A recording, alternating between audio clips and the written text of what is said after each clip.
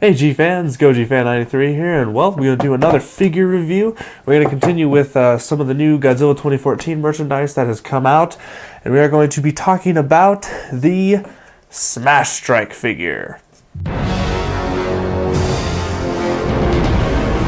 Alright guys, so first off, I just wanted to show the box that it came in, or at least the packaging. It's not really a box, but yeah, so that is the front, that is the side, that is the back. It's pretty cool. There's the other side. I just thought that I'd keep this just for some memorabilia because I kind of regret selling my, or not selling, but trashing my old Bandai Creation packaging because those were actually pretty cool packaging to keep. But one thing I do have to mention though is on the packaging, this image that they're going with a lot of the marketing, I am very disappointed that they're going with this design because you guys can clearly see that this is photoshopped. Right from the head here, you can see that there's a line there. I cannot believe they actually went with this design. I think it's completely unprofessional for them to do that, but whatever. Alright, on to the figure. Okay guys, here he is, the Godzilla 2014 Smash Strike figure from Bandai. First glance, it looks pretty good. It looks cool. You can definitely tell that it's definitely for it's definitely made for kids. It's not really a high collectible figure, but I still consider it a collectible just because it has Godzilla on it. But we're gonna talk about the sculpt first. So yeah, there he is raising his hands. Raise them like you just don't care. Alright, anyways, so these figures are actually, this guy as well as the other two on the Atomic Breath Fire and the Tail Strike one are very gimmicky figures. This is a thing that I actually do not like about these figures. They are so gimmicky and they do not need to be there. I was kind of hoping that they would come out with a standard 6-inch Bandai figure, so I'll get to the comparison when we get to the scale. But first off, with the sculpt itself. Now, the sculpt itself is not terribly bad. It is the only thing that throws me off with this figure is a bunch of holes that are throughout this guy. There are a bunch of holes that, you can obviously see that screws went in there. There's a lot of seams that you can see. Then like his arms, they're just poorly made. Like you can obviously see the joints and all that. It's just, I don't know. I feel like they could have done a little bit better job with that. Also, his mouth can move, but the sculpt. I mean, like I said, the sculpt is just it's poor design because of all the screws and all the little aesthetics that are there that you can clearly see. And obviously, the main one being this big button on his tail and the big gap in his torso. That's the thing that has been bugging a lot of people, and I can really understand that because when you look at this guy from afar, you can't really tell, but looking at him closely, you're like, oh, they really could have done a better job. I mean, they really could have. Like, they did not need to have a big gap right here. It could have just been a solid figure. They could have just had like a line, and then he could have turned. Also, the functionality of this figure. So what you're supposed to do is you're supposed to take it with your hand like this and your thumb right here, and he's just supposed to attack like that. Just, like that. Clearly, it's very gimmicky. It's very stupid. I really wish that they would have just given a standard 6-inch Bandai figure. So when it comes to the sculpt, I mean, it's just poor because of all the aesthetics that went along with it. The choices that they made with having a bunch of holes. I mean, it's only this side too. Like this side, completely fine. There's nothing there. Also, the material isn't as soft vinyl as the other Bandai figures. He's actually a little bit more plastic, more toyish, I guess, if you want to say. Another thing that really bugs me is right here in his jaw. You actually clearly see a screw there.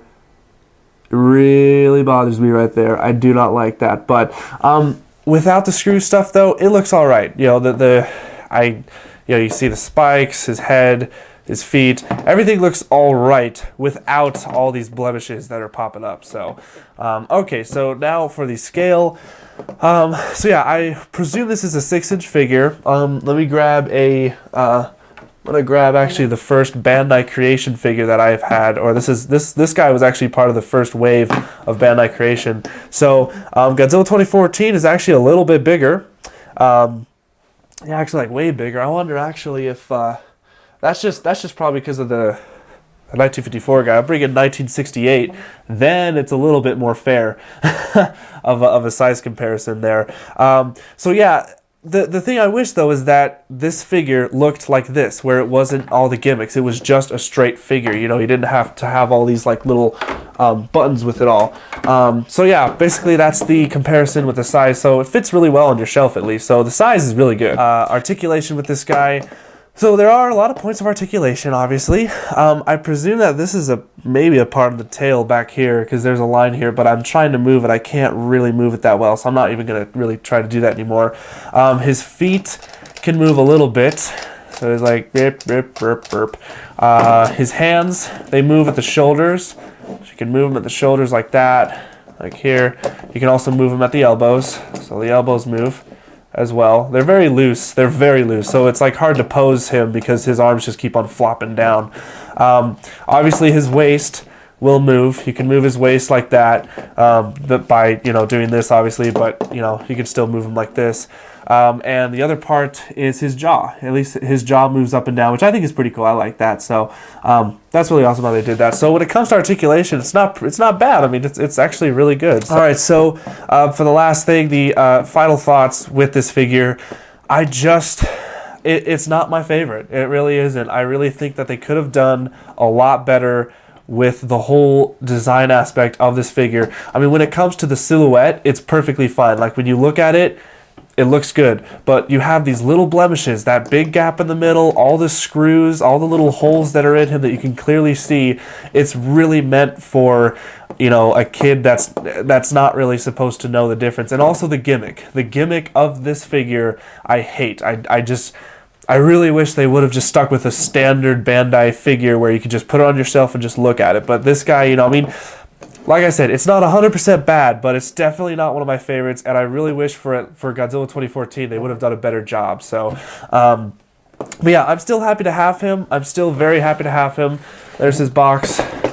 There's what he looks like in the box. Whatever. Pretty cool. So, I'm still happy to have him, obviously. He'll be something to be remembered as, but I don't even think the Treadmaster figures were as gimmicky as this guy was. So, just sad to say that I wish they could have just done a little bit better. So, but when it comes to detail and all that stuff and the color design, I actually forgot to talk about that. The detail's really good for a Bandai 6-inch figure, and also the color is very good too. I love the color, except for the teeth. The teeth are painted so sloppily. I don't know if you guys can see if my camera would focus on it, but it's like, I don't know, it just looks so rushed with the paint job. Also, I don't even think they didn't even paint inside of his mouth. His mouth is just gray. So, but yeah, so overall, not my favorite figure. Definitely hope they come out with maybe another Bandai figure that's just a standard one, like the older Bandai Creation figures or some of the Bandai Japan figures. So, but yeah, that's my review for this guy, the Godzilla 2014 Smash Strike by the Godzilla 2014 figure, the Smash Strike one by Bandai. Hope you guys enjoyed this, and I would still, if you are a huge collector of everything Godzilla, I do recommend you get this guy, especially before they do become sold out at Toys R Us. But if you do have some problems with the gaps, and if you don't really want to spend, I believe this guy was at least $15, so if you don't want to spend that much on something like this, and if you want to wait for, let's say, the NECA figure or the SH Monstar figure, I would have you do that. So, but yeah, so that's it. Thank you guys so much for watching, and stay big, G-fans.